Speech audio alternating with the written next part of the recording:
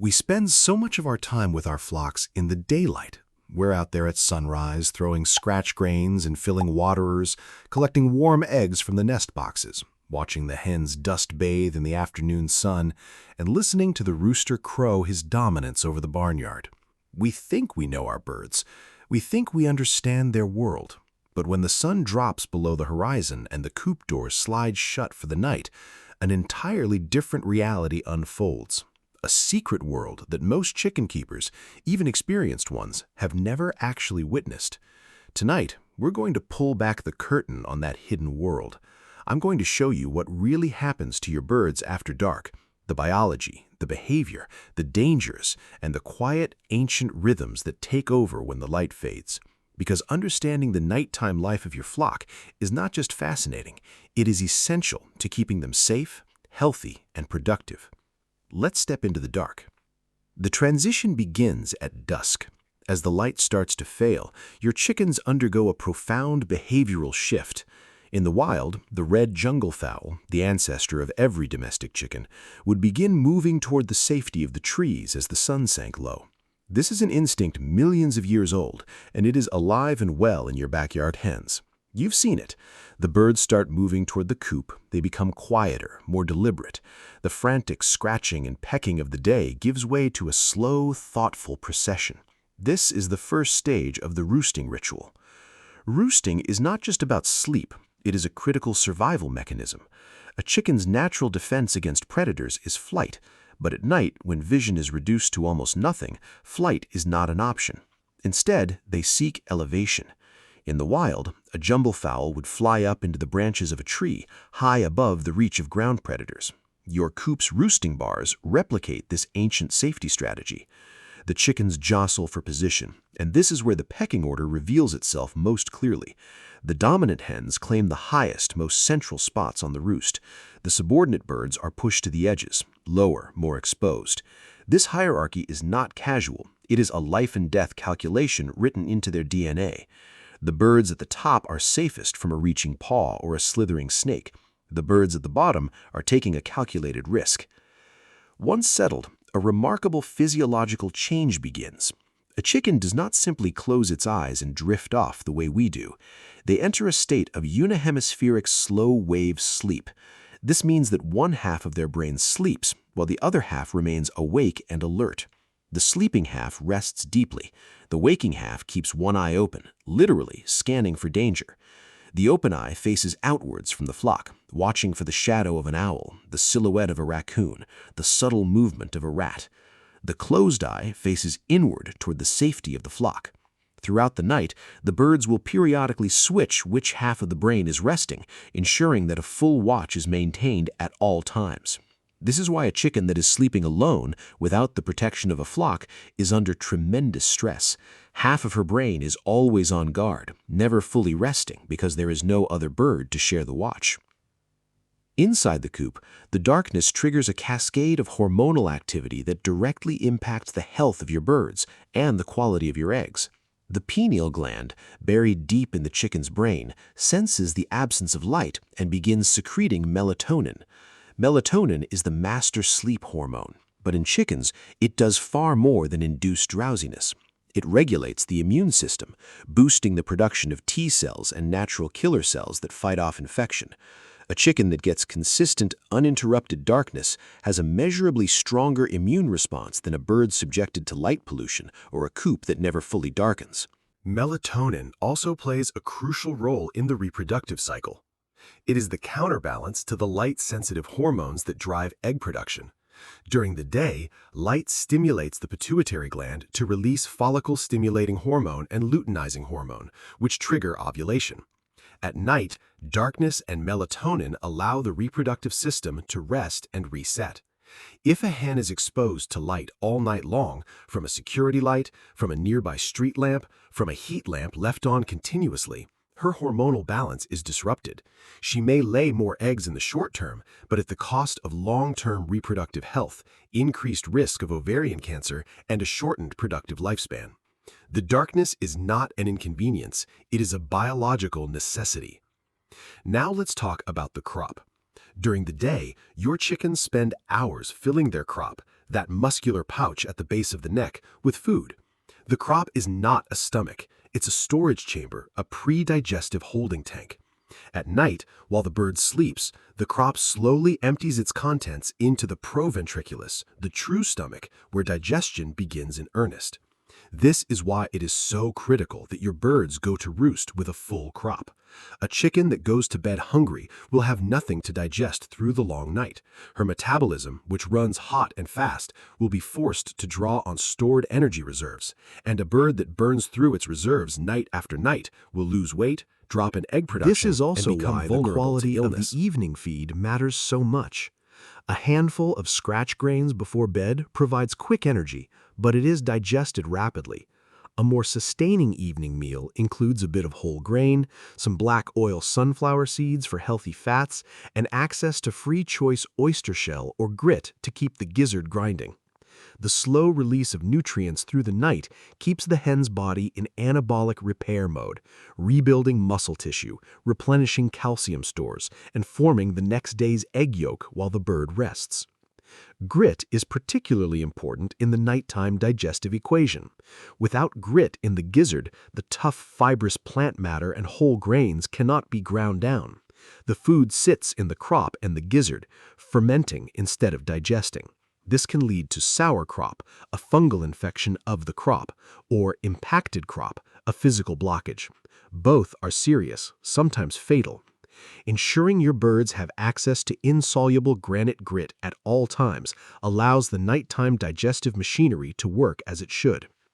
The coop environment itself undergoes a transformation at night that most keepers never think about. The birds are producing heat, a lot of it. A single hen maintains a core body temperature of about 105 degrees Fahrenheit. A flock of a dozen hens roosting together creates a microclimate that can be 20 degrees warmer than the outside air. On a freezing winter night, this communal warmth is life-saving. The birds fluff their feathers, trapping a layer of insulating air against their skin. They tuck their combs and wattles, the most frostbite-prone areas, under their wings or against the warm breast feathers of a neighbor. But that same warmth comes with a hidden danger. Warm, moist air rises from the flock and meets the cold roof or walls of the coop. If the coop is not adequately ventilated above the roost, condensation forms. Water drips down onto the birds. Wet feathers lose their insulating ability. Combs and wattles, damp with condensation, freeze quickly when the temperature drops. This is frostbite, and it is almost always a ventilation problem, not a temperature problem. A well-designed coop has ventilation openings high up, above the roost, that allow the moist, ammonia-laden air to escape without creating a direct draft on the birds. The air should be fresh, but still. Your nose is the best instrument. If you walk into the coop in the morning and it smells sharp or sour, the ventilation is inadequate, and your birds have been breathing ammonia all night. Ammonia is a silent threat. It is produced by the breakdown of uric acid in the droppings. Chickens excrete urates, the white cap on their droppings, which are highly concentrated uric acid. In a closed coop with poor ventilation, ammonia levels rise through the night. Ammonia damages the cilia, the tiny hair-like structures that line the respiratory tract and sweep out dust and bacteria. A bird exposed to elevated ammonia night after night develops chronic respiratory inflammation. Her immune system is compromised. She becomes vulnerable to mycoplasma, to infectious bronchitis, to E. coli infections. The damage is cumulative and often invisible until the bird is visibly sick. Good nighttime ventilation is not a luxury, it is a cornerstone of flock health. Now let's talk about predators, because while your birds are navigating their complex internal world of hormones and digestion, there are creatures outside the coop whose entire existence revolves around exploiting the darkness. Night is the hunting time of the raccoon, the opossum, the great horned owl, the mink, the weasel, the rat. Each of these predators has a highly specialized set of skills that make them formidable threats, and they will test your coop defenses relentlessly. The raccoon is the most notorious. It has hands, five-fingered, dexterous problem-solving hands that can slide a simple barrel bolt, lift a latch, pry open a loose board. A raccoon will reach through chicken wire and grab a bird by the head or leg, pulling it through the wire piece by piece. Chicken wire, despite its name, is worthless against raccoons. It is only strong enough to keep chickens in. It cannot keep a determined predator out.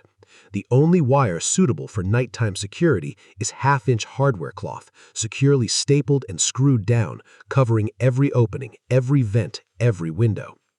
The great horned owl is a different kind of threat. It hunts from above, silent, with talons that can exert hundreds of pounds per square inch of pressure. An owl will take a bird right off an exposed roost if the run is not covered with netting or wire. The owl's eyes are tuned to the faintest glimmer of moonlight, and its ears can hear the soft rustle of a chicken shifting on its perch from 100 yards away. The weasel and the mink are perhaps the most terrifying of all, not because of their size, but because of their shape. A weasel can squeeze through any hole the size of a quarter. Once inside, it will kill every bird in the coop, not for food, but out of a killing frenzy triggered by the flapping panic of prey. The only defense is absolute physical security. Every gap sealed, every seam tight, every door locked with a raccoon-proof latch. The rodents, rats and mice, are a year-round threat. They enter the coop not to kill adult birds, though they will take chicks, but to steal feed. They tunnel under foundations, chew through wood and even weak concrete, and they carry mites, lice, and disease. Rodents are nocturnal. You may never see them during the day, but at night, when the coop is dark and quiet, they emerge from their hidden nests and infest the feeder, the bedding, and the nest boxes. There is one more nighttime occurrence that is almost never discussed, but is critically important to understand. Some hens will die on the roost, quietly, without a struggle, and you will find them in the morning, still perched, cold. This is often attributed to heart failure or fatty liver hemorrhagic syndrome, conditions common in high-production hybrid layers. But it can also be a sign of nighttime predation by internal parasites.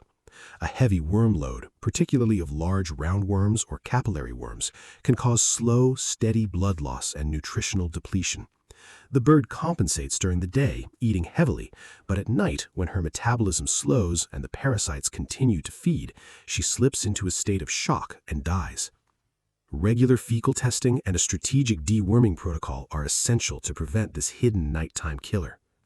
And then, before you know it, the night is over. The first hint of gray light touches the horizon. Inside the coop, the pineal gland senses the shift. Melatonin production ceases, cortisol and serotonin levels rise. The birds stir on their roosts. The rooster is the first to fully wake. He stretches his neck, beats his wings once, twice, and lets loose the first crow of the morning. That crow is not just a random noise, it is a territorial declaration. It says to any rival roosters, any lurking predators, any competing flocks, I survived the night. I am still here. This territory is mine. The hens follow. They hop down from the roost, stretch their wings and legs, and immediately begin the day. The first stop is the feeder and the waterer. The crop is empty now, fully processed through the night. The bird is hungry, thirsty, and ready to replenish. This is why the morning feed and water ritual is so critical. A hen that has just spent 8 hours digesting her last meal needs immediate access to calories and hydration.